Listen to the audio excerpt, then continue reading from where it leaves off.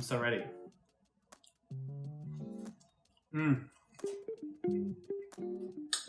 Perfect. Perfect. You can't tell me it's not perfect. Hi, my name's Dan. I'm in my kitchen in Brooklyn, and today we're making one of my favorite recipes, which is my mom's Portuguese rice. It's almost Mother's Day. We love moms around here.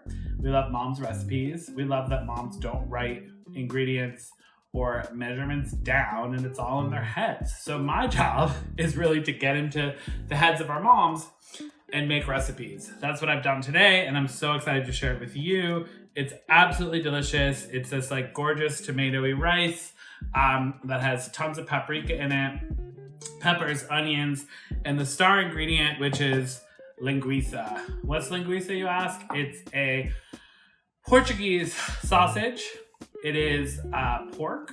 It's smoked. It has tons of paprika and tons of garlic, and it is absolutely delicious. I'm so excited to show you how we make mom's Portuguese rice. This dish comes together in one pot. You want to use sort of a medium-sized pot. I use a Dutch oven. Whatever you're using needs to be oven safe because we're gonna finish this whole dish off in the oven, okay? So I'm gonna take the top off of my Dutch oven. I'm gonna add 1/4 cup of olive oil into it. Let's see if I can manage with this big guy. And you're gonna get this going over medium heat for about 5 minutes so it gets nice and warm and ready to go. And then the next thing you want to do is you want to cut your linguiça into coins on a diagonal. So you really want to go in on a nice diagonal and start cutting. I'll show you. So you have these kind of like long, gorgeous diagonal coins of linguiça. So I'm going to cut this up while the oil heats, and then that'll be sort of our first step.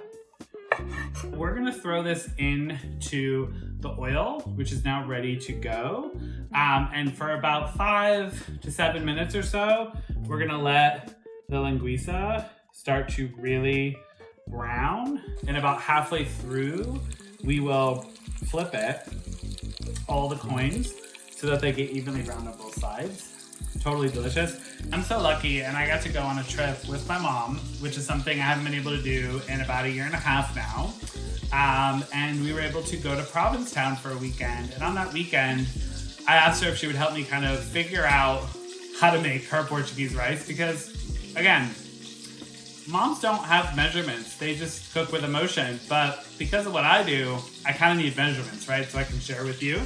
So we played around, we went to all the great Portuguese markets, we spent a really nice rainy day in Provincetown in the kitchen, and we had so much fun figuring out how to make this recipe taste like our memories. All right, what do you think? How's it look? It looks gorgeous. I think we might have nailed this I'm one. excited. Hopefully. I'm gonna taste it. You All right, ready? let's do it. All right. 2, 3. It's so good. It is I good. think we did it. I think we did a good job. Wow. Okay, I know what you're thinking. Let me see that linguiça up close. See if I can get that. Oh, it's so gorgeous. Now, did I wear this apron because I thought it looked like linguiça? Absolutely, of course I did, because I'm that girl. I do those things all the time. But look, I mean, right? It feels good. Okay. Say goodbye to the linguiça for a little bit. She'll be back, okay? We love you, we'll miss you. Now we have our linguiça out of our pan. We're left with the most gorgeous orange linguiça oil. We are going to take our pepper and our onion that's nicely chopped, and we're gonna take some red pepper flakes, some kosher salt, and some black pepper, and we're gonna add those in. Now, if you don't love spice, you might want to skip out on these, but it really doesn't take you to the spiciest place. It's actually kind of a good amount. So I would throw it in there, and you can always add extra spice at the end. This is gonna take about 5 to 7 minutes to kind of brown, get really sort of translucent, and be totally delicious. So what I love about this recipe, and so many recipes that have come to America from different countries where people have immigrated, and pass those recipes down to different generations, is that the recipes change. They change from generation to generation. They change from family to family.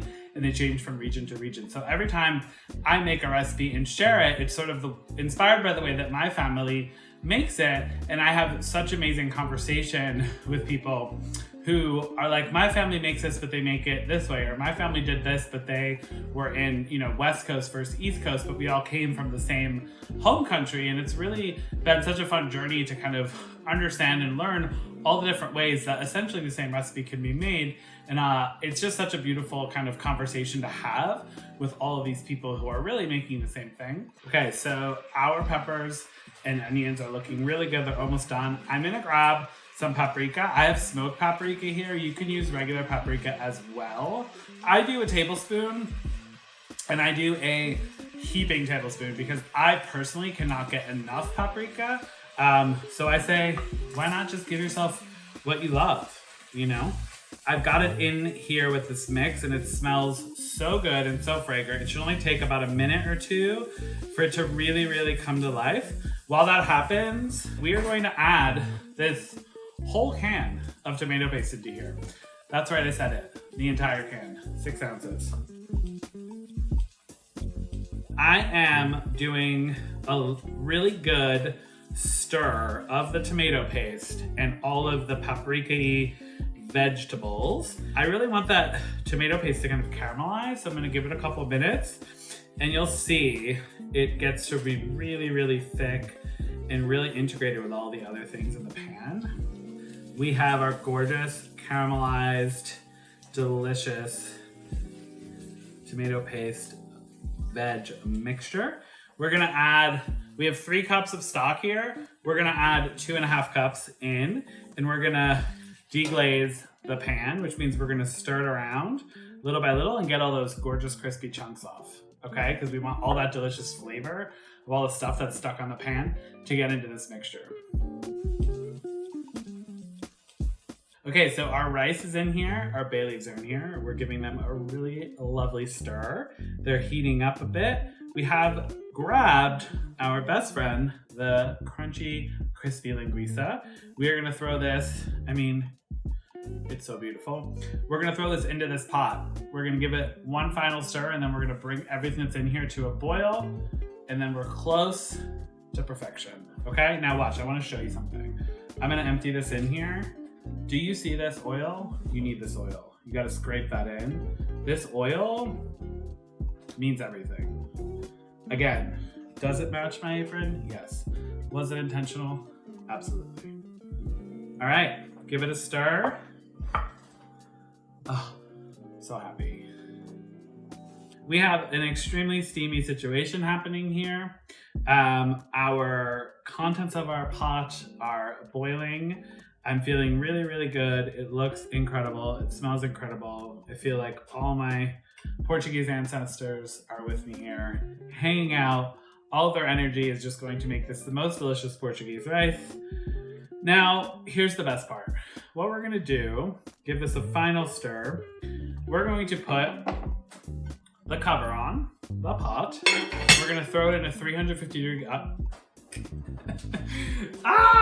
Okay, we're going to take this pot that we just put the cover on and we're gonna throw it in to a 350 degree oven for about 35 to 40 minutes, during which the rice is going to cook and get gorgeous and creamy and everything's going to come together.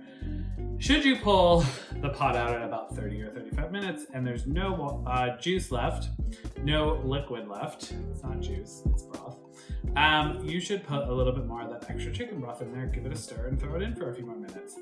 I'm really excited. Let's throw it in. And then I'm just gonna spend the next 35, 40 minutes really just chopping parsley. This should keep me fairly occupied for 40 minutes. And I'll see you on the other side. We absolutely did it. So I have gorgeous rice. I'm going to grab the bay leaf because you don't want to eat it. Okay, so here's what I like to do. If I have the time, I like to put the lid back on.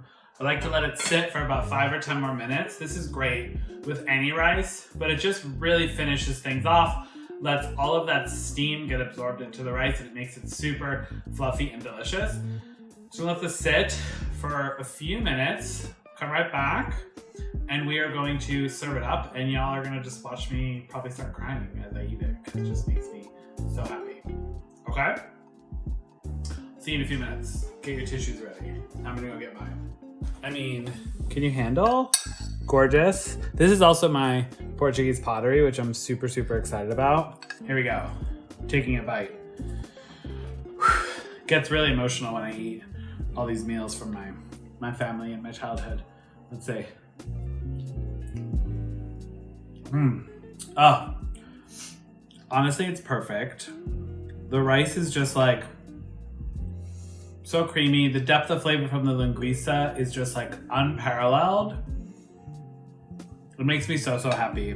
All that paprika and then the parsley on top. I gotta have another bite. I'm so happy. I think Mom would be proud. Hope you enjoyed it like we do.